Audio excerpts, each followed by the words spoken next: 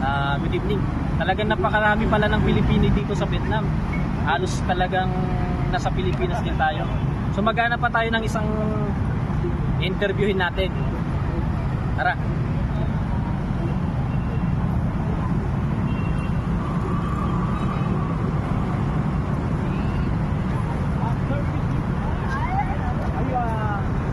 Which country are you from? Kabayan! Kabayan! Oy. Pwede lang magtanong ng konting katanungan? Ilang araw ka na dito? 2 days pa po. 2 days. 2 days na daw dito sa Kabayan.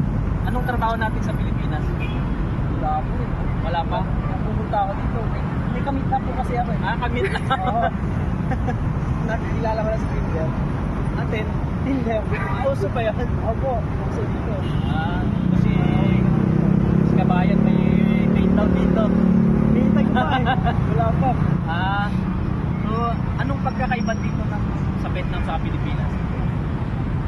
Kahit malinis yung karita dito. Malinis. Onlat. Sa tulad siya. Ayun nga, gaya ng napagtanungan natin kanina, maunlat sa malinis daw. Parehas lang sabi ni Kabayan. So, anong pangalan ulit natin? JT ko. Si Kabayan DP. Nice to meet you.